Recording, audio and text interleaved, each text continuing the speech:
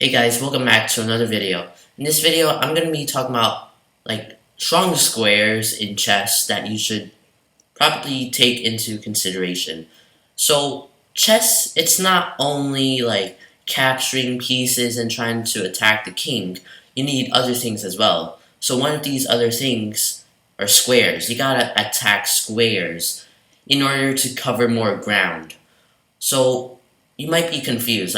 Many players, including me, in their beginning stage, all you think of is okay, I need to check the king, I need to capture pieces, and stuff like that. And you're just focused on winning material, but you also gotta focus on squares, like where to put your pieces and what squares on the chessboard you will need in order to put your pieces on those squares. And so basically, these squares will help you like kind of attack the king, because these squares, the strong squares, they're gonna be really helpful. It's gonna act like a home for your pieces. So you guys are probably gonna understand more about these squares later. So let's get started. So these squares will help you kind of get your pieces in the enemy territory, and it will help you kind of like attack. So one of these squares that's being shown on this board here is the c6 square.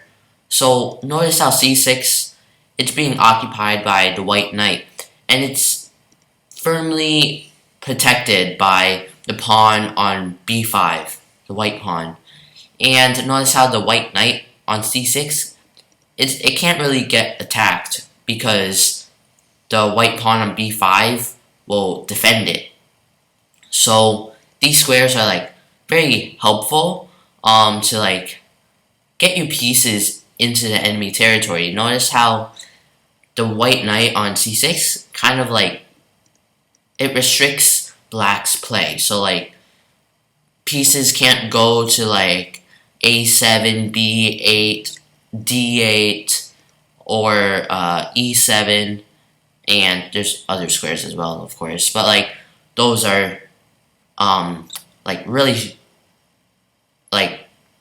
strong benefits that you could get from putting your pieces in these squares. So these squares, if you're wondering, okay, how do I obtain these squares?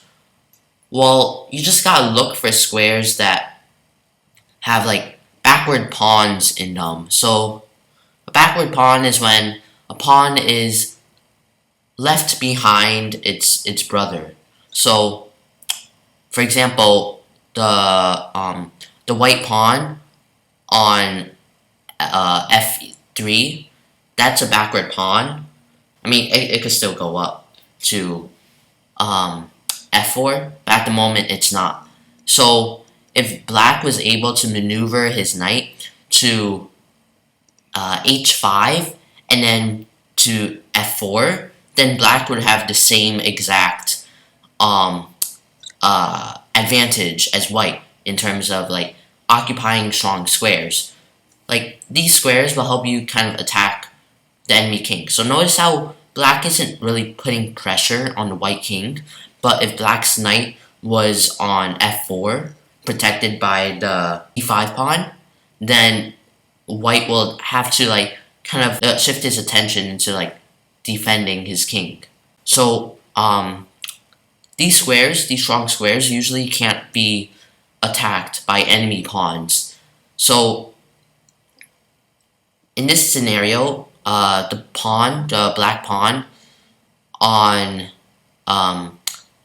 e6, it can't really attack the white bishop on d6 because it's not on d7.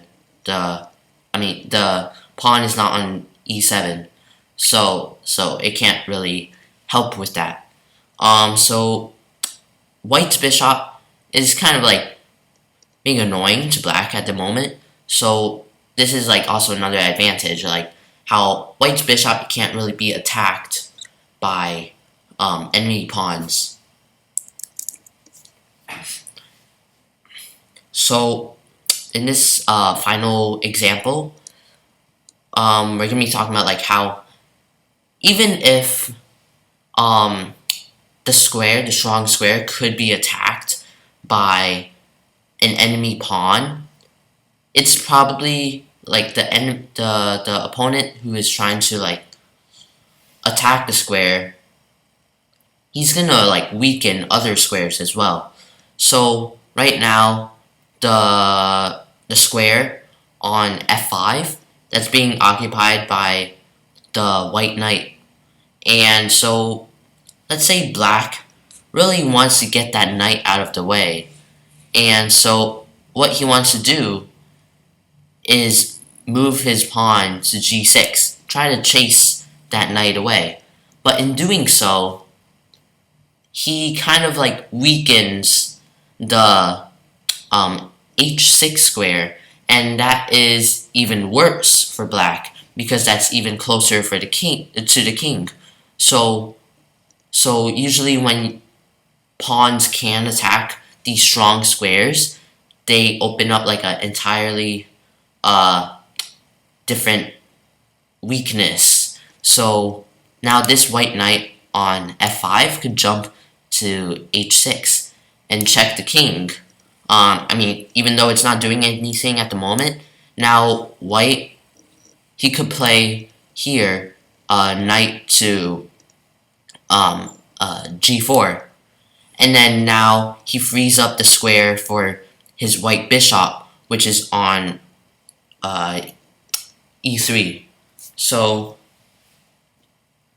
that would be about it for today's video. Hopefully you guys enjoyed it and learned a lot about strong squares and how to utilize them in chess.